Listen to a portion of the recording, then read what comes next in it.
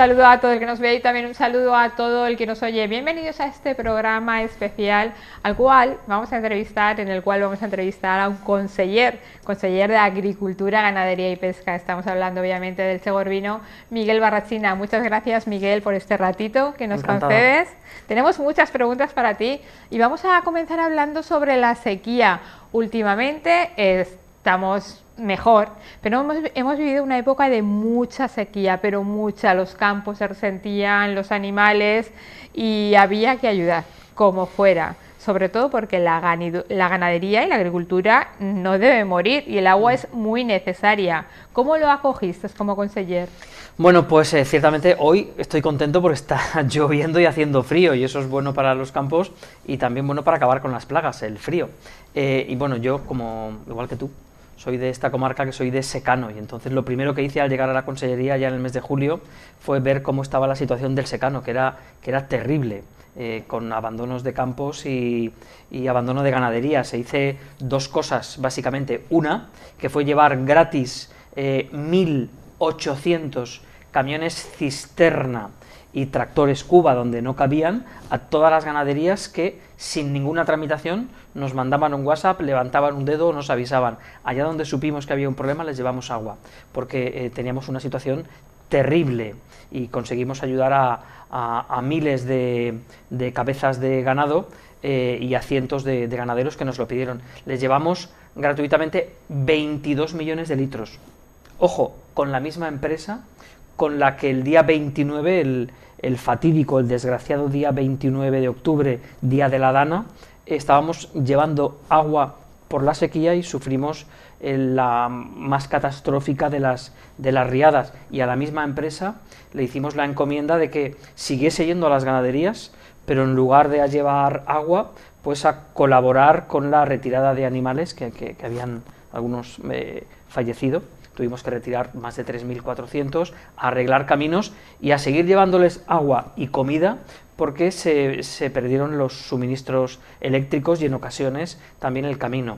Eso fue un primer programa que puse en marcha la semana siguiente de llegar fue el primer contrato que hice después de ser conseller en el mes de julio, y después una orden que ha sido una orden providencial para muchos agricultores y ganaderos que desgraciadamente no pudieron coger ni una sola oliva, nada.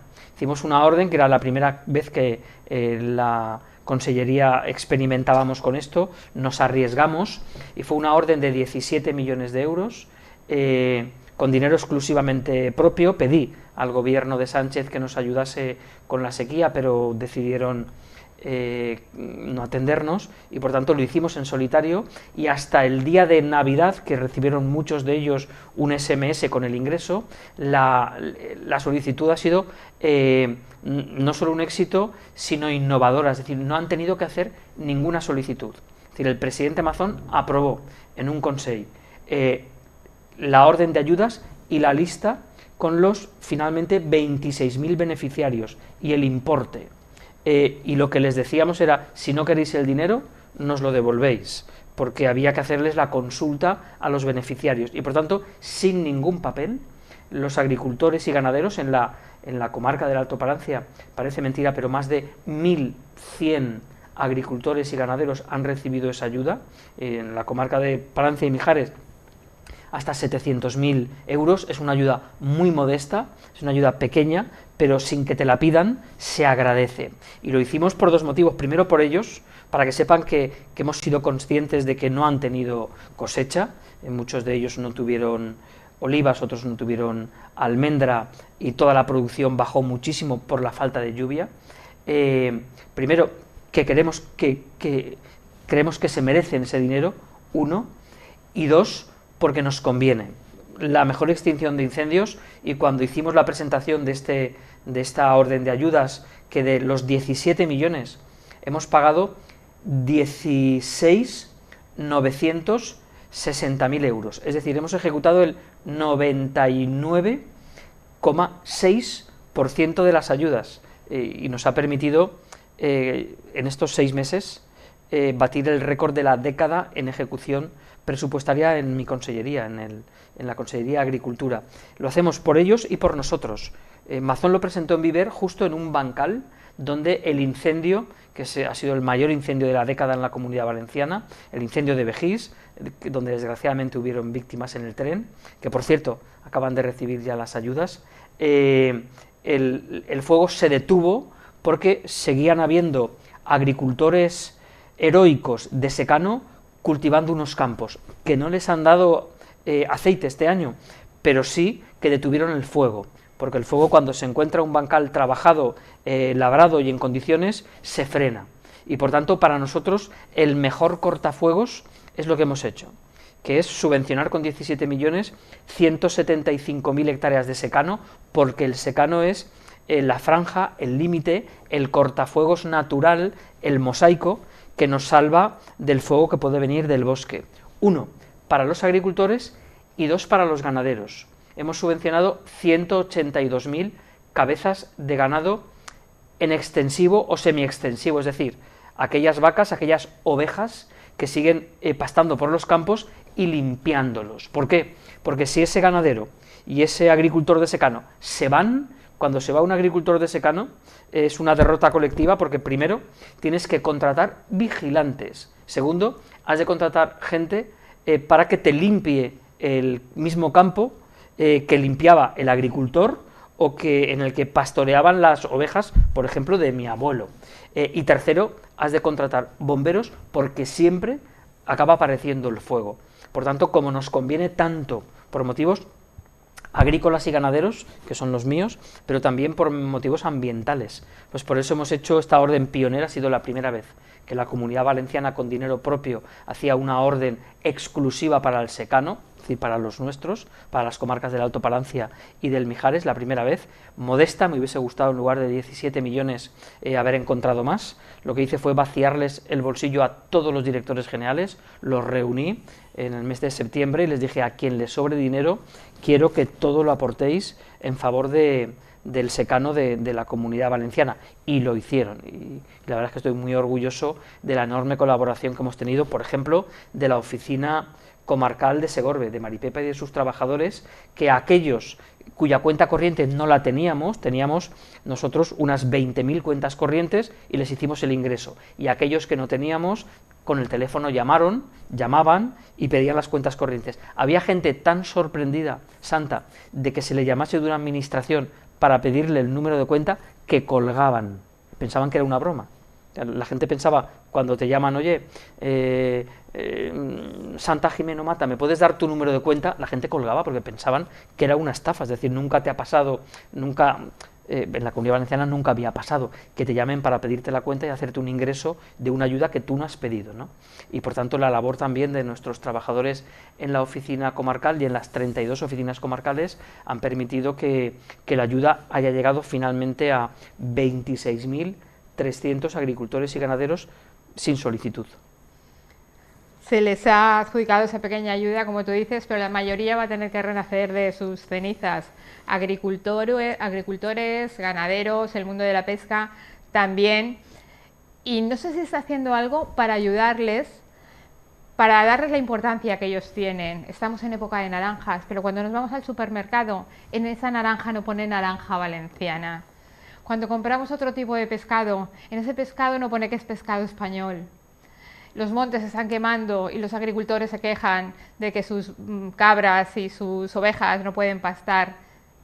¿Se les va a ayudar de verdad?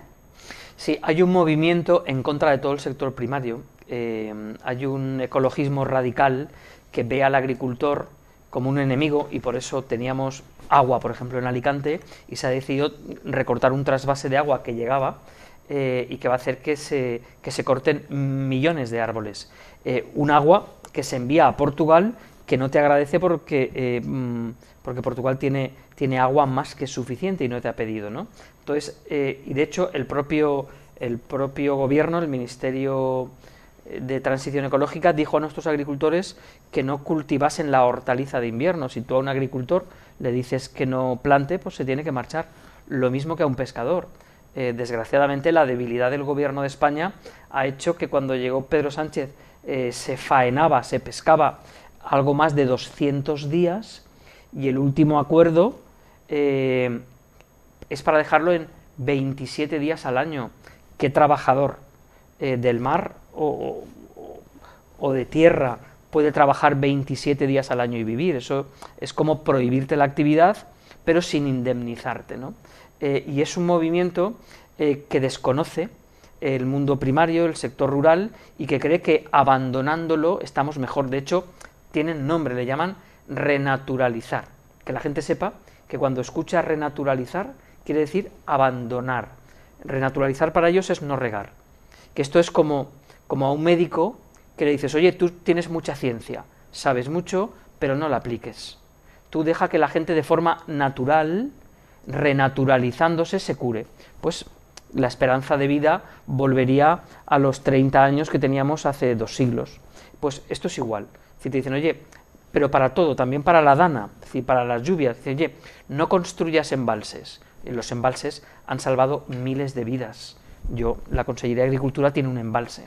El de Buseo es un poquito más grande que el embalse que tenemos aquí del Regajo, el del pantano de Jérica Navajas. El del pantano de aquí tiene 6 hectómetros, el que gestiono yo tiene 8 hectómetros, más grande. Estaba vacío y en 8 horas se llenó y llegó a superar en 3 metros la altura máxima. Bueno, salvó vidas. Murieron 2 personas en Sot de Xera, pero Sot de Xera se salvó porque en ese pantano que estaba vacío, la mitad de la avenida de agua se quedó dentro del pantano. Llegaron 16 hectómetros y solo salieron 8. Otros 8 se quedaron dentro. Y los que salieron lo hicieron frenados. Por tanto, se llevó a una familia, desgraciadamente, pero se salvó a muchas otras, porque esas obras hidráulicas de frenado, de laminación, tienen que existir, porque todos los seres humanos solo pueden vivir junto al agua. Donde no hay agua, no hay personas, y donde hay personas es porque hay agua. Por tanto, esa convivencia se hace también con inversiones, con adecuaciones. Se ha salvado la ciudad de Valencia, felizmente, por el desvío del cauce. Por tanto, hay una incomprensión a todo el mundo rural, al del regadío, al de la pesca, al de la ganadería. Hemos cambiado para los ganaderos valencianos las normas hasta el punto, bueno, lo hablaba recientemente con la alcaldesa de Gaibiel, hasta el punto de que hemos derogado normas que obligaban a que nuestros ganaderos, y lo hemos visto, es decir, ganaderos de Navajas que ya están en Sarrión, de Segorbe y de otros sitios que ya están en Mora de Rubielos, porque aquí había tantos inconvenientes que estábamos expulsando a nuestros ganaderos. Pues esa norma ya está derogada y por tanto ya nosotros tenemos la misma normativa que el resto de autonomías como Aragón, a la que se nos marchaban los ganaderos, para que ya no se vaya nadie, porque queremos que sigan con nosotros, no queremos que se marchen, queremos que haya más agricultores, ganaderos y pescadores, pero es verdad que hay un movimiento, especialmente es el ecologismo de salón, es decir, aquellos que nunca han salido del despacho en una gran capital, que quieren tener el mundo rural para poder venir a pasear los domingos por la mañana. Pero no, aquí tiene que haber gente que viva todo el año y lo necesitamos, ¿no? Y por tanto es verdad que para todos ellos, es decir, para los ganaderos, hoy en día un ganadero, la primera queja que me encontré era doble, era por la sequía y por la burocracia. Pasan tanto tiempo delante del ordenador como cuidando a su ganado. Es decir, cada vez que le ponen un tratamiento a la oveja X, tienen que meter los 17 dígitos de la oveja y contar. Claro, si tienes 500, pues la gente está abandonando. ¿Ahora qué vamos a hacer? Por ejemplo, simplificarlo. Oye, tú tienes la receta del veterinario, te la guardas, pero no hace falta que lleves un cuaderno digital. Yo me he declarado en la Comunidad Valenciana insumiso del cuaderno digital que quieren imponer a todos los agricultores. No se puede, es decir, la edad media de nuestros agricultores es de 65 años. ¿Cómo vas a imponerle un cuaderno digital? Eso es posible, que en Alemania, con grandes extensiones, con grandes inversiones, lo puedan llevar, pero aquí es una forma de una burocracia absurda para ir expulsando a la gente del campo. Y por tanto hay que hacerles la vida fácil al agricultor, al ganadero, al pescador. Muchos de ellos no quieren ninguna ayuda. Nosotros, cuando yo llegué, se la hemos dado, una ayuda modesta. Partía de los 200 euros y algún ganadero 18.000, que es la cantidad máxima. Pero ellos no quieren ayuda, ellos quieren que los dejen en paz, que les dejen trabajar, que su vida no sea un trámite perpetuo. En fin, que puedan trabajar con normalidad, con respeto al medio ambiente, pero sin estar en una eterna burocracia, ¿no? Y por eso el proceso de desburocratización es la mejor ayuda. Y en el caso de nuestros pescadores, anoche estuve reunido con todos los patrones mayores, vamos a hacer todas las inversiones que les exigen injustamente desde Bruselas y con el voto afirmativo del gobierno socialista de Sánchez, vamos a ofrecerles subvenciones al 100% para todo. La primera semana que padecieron este recorte de 133 días a 27, el presidente Mazón les garantizó algo más de 2 millones de euros para hacer todos los cambios en las embarcaciones. ¿Por qué? Porque vamos a llegar al absurdo de que se siga consumiendo pescado del Mediterráneo, pero solo de Marruecos y de Argelia, que faenan en nuestros mismos caladeros, porque los pescadores de aquí teníamos más de 600 barcos, ya solo quedan 490, les están haciendo la vida imposible a los pescadores de la Comunidad Valenciana, de Cataluña, de Baleares, de Murcia y de Andalucía, los 5, de distintos partidos en los que además hay unanimidad. Y termino dándote un dato, se lo dije al ministro esta misma semana, mira, los pescadores a quienes se les ha dicho que como hay poco pescado tienen que faenar menos, estos este año han pescado 18.000 toneladas en la Comunidad Valenciana, 3.000 toneladas más que el año anterior. Han pagado a Hacienda por todo ello, 93 millones de euros de ingresos. Y después de haber pagado, les dices que están pescando menos cuando han llenado sus barcos más. Siendo menos pescadores, faenando menos horas, pescan mucho más en todas las comunidades autónomas. ¿Por qué? Porque hay más pescado. Si hay más pescado, la burocracia española y europea no puede decirles que están esquilmando los caladeros y que hay menos, porque hay aquí en la Comunidad Valenciana pescados 3.000 toneladas más, es decir, 3.000 millones de kilos más que el año anterior pescado. Es absurdo, es contrario a la ciencia, es acientífico y es una persecución del mundo rural en el caso nuestro y del sector primario en el caso de la pesca, que tenemos que parar, porque si no van a acabar con todo ello para sustituirlo por un modelo inexistente, que es el de que pues determinados funcionarios elegidos por ellos en las capitales hagan el trabajo que en el mundo rural se hace de forma espontánea. Cuando hay un desastre de la naturaleza, bien sea lo que hemos visto en la Dana, un incendio, etcétera, etcétera, hay que echar culpas a alguien. Y la culpa la tienen los ecologistas, los ambientalistas, los animalistas, los terraplanistas, un montón de gente que tendrá sus ideas, pero ellos no están en un despacho, ellos no son políticos, ellos ni ponen ni quitan, no ponen orden ni la quitan. Entonces es como echar palos fuera. Quien realmente tiene que arreglar estos temas son las personas que están en el poder en ese momento. Y yo te lo cuento porque me estoy acordando de ciertos alcaldes de esta zona que han sufrido el fuego de Begís y que aún están esperando ese dinero. Que el dinero tampoco es de los bolsillos de los políticos, sino de los impuestos de todos nosotros. ¿Por qué ese retraso cuando ellos lo necesitan con tanta urgencia?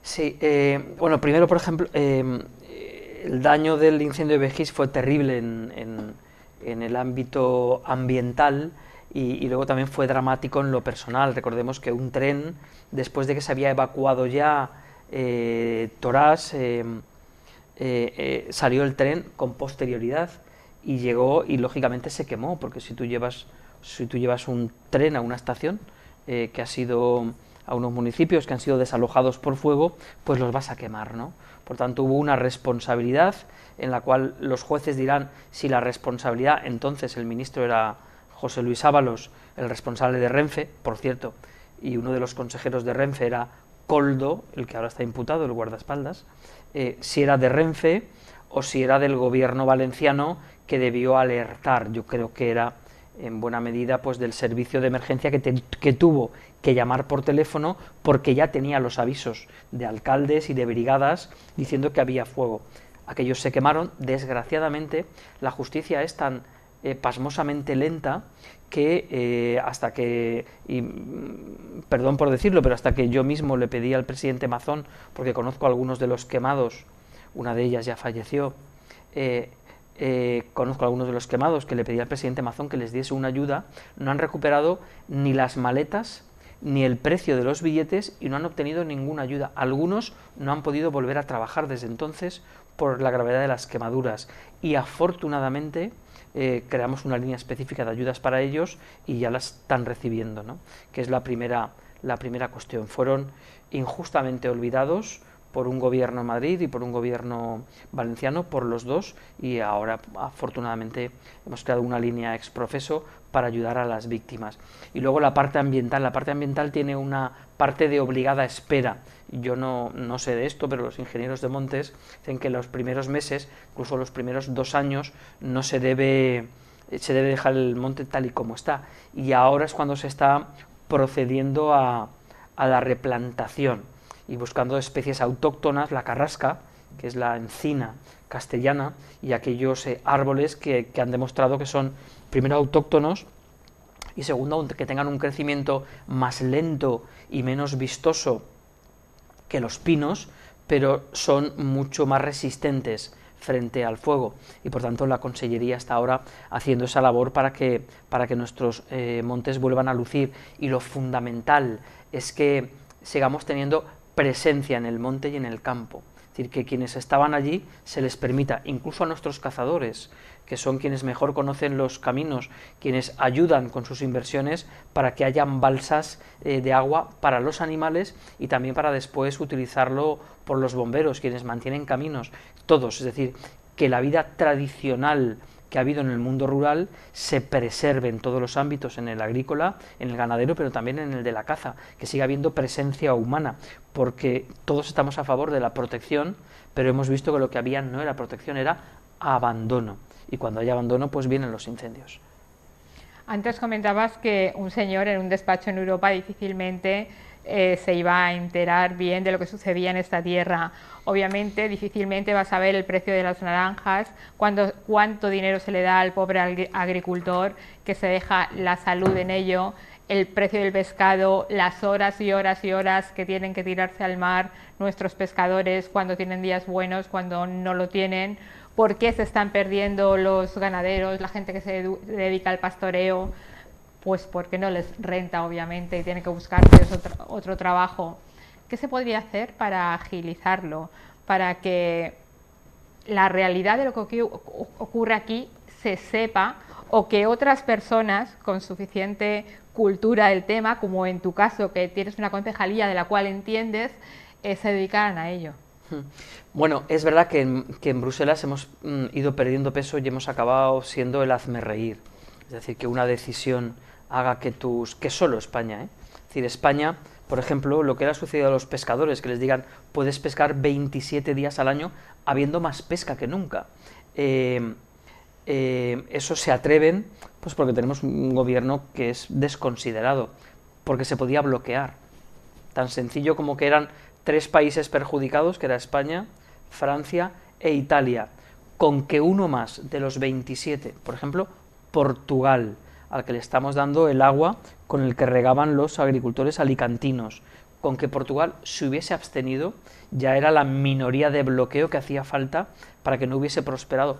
Pues no hemos encontrado uno entre los 24 restantes que hubiese querido ayudarnos. Somos un país irrelevante en el concierto internacional, y eso hace que cuando hay ayudas o cuando hay prohibiciones, porque el sector primario, agricultura, ganadería y pesca, es una competencia parcialmente europea, en la regulación, en la parte sustantiva es europea, pues que no nos consideren.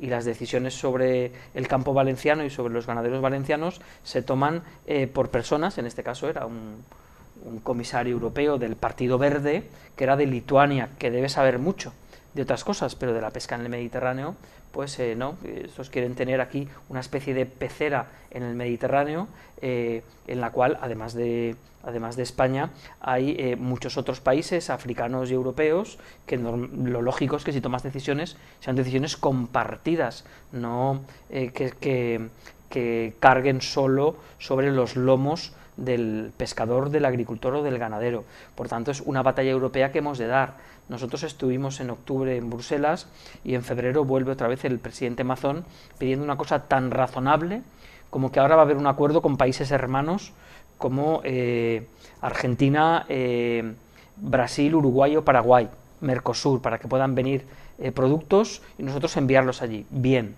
somos una comunidad exportadora, pero primero han de tener las mismas garantías. Tú no puedes decirle a un agricultor valenciano que no puede utilizar un producto fitosanitario para combatir plagas porque puede ser malo para el consumidor y que todos los suyos utilicen ese producto. Primero, porque si es malo para el consumidor, consumidores somos todos y es malo para nosotros. Y segundo, es una competencia desleal. Tú dejas a tu agricultor indefenso, como está, y de ahí vienen productos. Unos tratados con productos aquí prohibidos y otros repletos de plagas.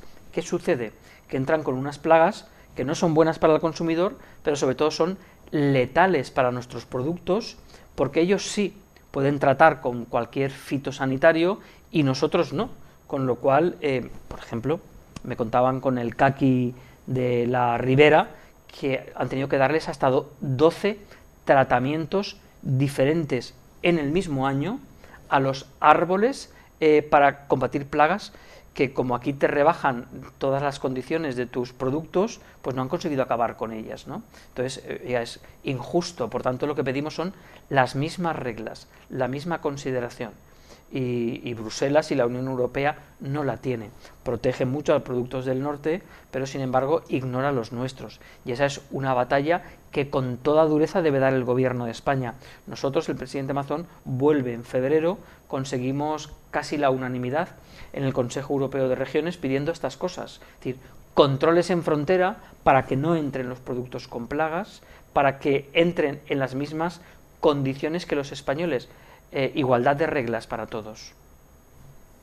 ¿Y por qué se permite eso desde un principio? ¿Por qué se permite que no podamos comer naranjas de las nuestras? Sí que podemos comer a precios desorbitados, pero sí que tengamos al lado unas naranjas muy baratas que sabemos que no son de las nuestras y, como bien dices, Miguel, no sabemos con qué aguas están regadas ni qué plagas nos traen.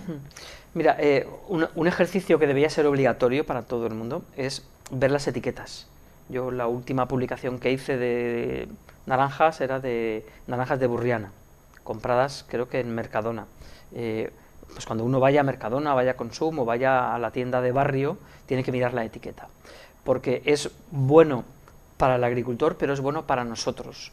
Los naranjos que tenemos plantados aquí hacen un efecto de depuración de la atmósfera. Son lo que se llama sumidero de CO2. Lo cogen y depuran, limpian, pero lo hacen si el naranjo está aquí. Si el naranjo no está aquí, que el naranjo está en Brasil, lo producirá en Brasil y lo celebro. Pero a nosotros nos conviene tener aquí los suficientes árboles que depuren todo, y para eso, si hay que pagar un poco más, se paga un poco más porque es justo, es conveniente, y desde la óptica más egoísta del mundo nos interesa pagar más por un producto que esté producido, que sus árboles estén situados en la comunidad valenciana.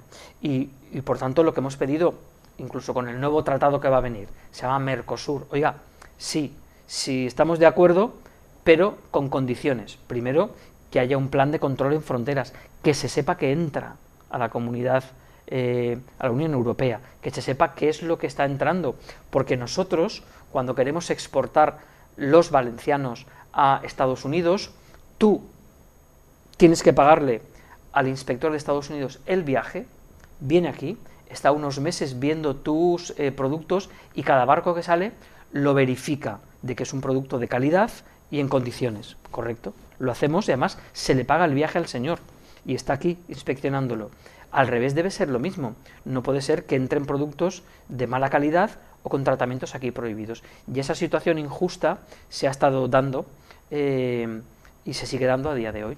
Es decir, los puertos españoles no, pero Rotterdam y los puertos del Atlántico permiten entrar sin controles, porque la competencia nos la hacen a nosotros y ellos a cambio pues reciben naranjas y envían productos europeos allí, y por tanto esta batalla por la justicia por el sector primario tenemos que darla todos. No es suficiente con que lo dé el presidente Mazón y con que lo demos nosotros, ha de ser de todos, porque nos lo jugamos todos los que estamos aquí.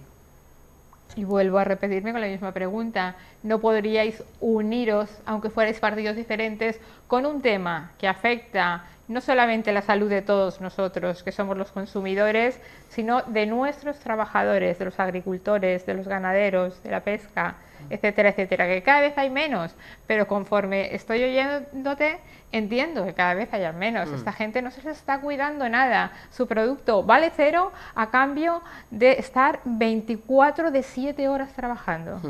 Sí, bueno, de hecho estuvimos en el Comité de las Regiones en octubre y hubo práctica unanimidad, es decir, pues si habían 80 representantes de Europa, pues fue 76 votos a 4 del ecologismo que no quería establecer esos controles en frontera. Y por tanto ya hubo una, va a haber otra este mes de septiembre, este mes de febrero, y confiemos en que ese sentido común de que tú no puedes ir a jugar un partido de fútbol con reglas distintas, porque si el que tienes enfrente cada gol suyo vale por 3, pues no puedes empezar el partido, ¿no? Pues esas reglas distintas hoy en día desgraciadamente siguen implantadas, y pedimos una cosa que se llama cláusulas espejo, por ejemplo, es decir, es que yo te pido a ti lo mismo que tú me pides a mí y ya está. Es decir, ya está, tú no puedes prohibir por prohibir aquí todo tipo de tratamientos, que luego las plagas se extienden por todas partes, y comprar productos que sí son tratados con esos plaguicidas que teóricamente aquí has prohibido porque eran malos para las personas. Oiga, las personas somos las mismas. Por tanto, esos controles en frontera, esa flexibilidad que debiera haber con tratamientos. Voy a ponerte un ejemplo y me sabe mal ser tan meticuloso con esto. Tenemos una plaga de caqui en el caqui del cotonet, que es una plaga, ¿no? Entonces tenemos un bichito, nosotros en la Consellería de Agricultura, que se come esa plaga. Se llama Anagirus. Bueno, hemos pedido al ministro, oye, yo he estado viendo los insectarios, lo cogimos de Sudáfrica, que estaba allí, todas las plagas tienen su depredador, pero a veces no están aquí. Lo cogimos de Sudáfrica, lo trajimos, conseguimos extenderlo, multiplicarlo, modificarlo, y entonces ya se ha hecho de Valencia, ya puede salir, ya lo tenemos. Porque, y en el concreto, en el caso del caqui, es uno que ya estaba aquí, que ya se conocía, ¿no? Pues bueno, no nos autoriza el ministerio.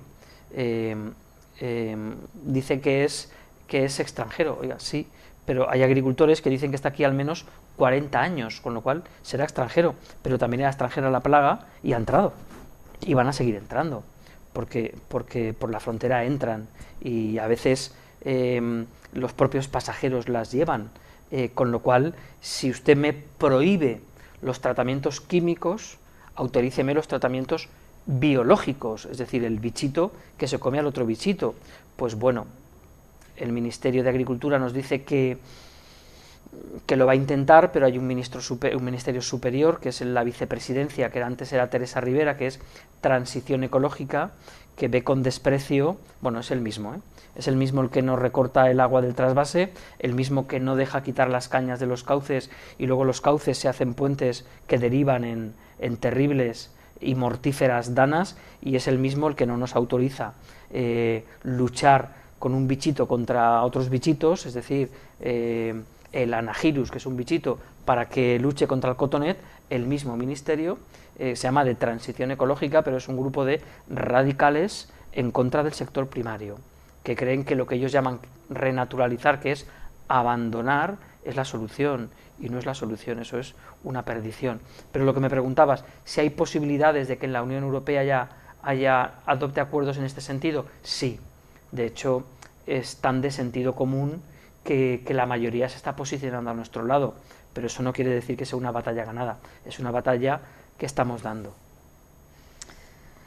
Bueno, pues como dicen, el sentido común es el menos común de los sentidos, y así que lo siento mucho por los agricultores, ganaderos y pesqueros que nos estarán viendo, que me imagino que van a tener que seguir trabajando y mucho por un trabajo muy mal remunerado. Pero vamos a cambiar de tema, vamos a hablar también de educación, que no entra dentro de tu consellería, pero como has venido algunas cuantas veces y hemos hablado del tema valenciano, castellano, no sé en qué punto está ahora. Sí, bueno, pues venía efectivamente, y muchas veces hemos hablado de lo mismo, y no quiero ahora, por estar en agricultura, dejar de dar la cara por lo que hemos dicho, que de hecho teníamos dos temas recurrentes. Santa, hablábamos habitualmente del servicio de mamografía, del screening de mama, que afortunadamente ya está desde el mes de julio restituido, implantado otra vez en la comarca del Alto Palancia, para que las campañas para la prevención del cáncer no tengamos que acompañar a nuestras madres o a nuestras mujeres o ellas juntas ir a Sagunto, sino que venga aquí el servicio. 1,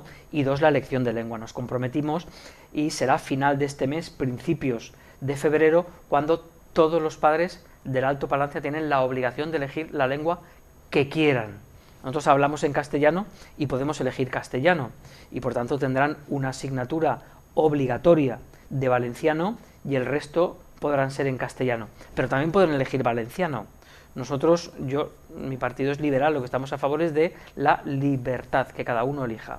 Yo supongo que pues los padres de Estivella o de Alfara pues probablemente elijan valenciano, y aquí pues probablemente se elija castellano, porque los padres quieren poder hacer los deberes con sus hijos, quieren entenderlo, etcétera, pero que elijan en libertad.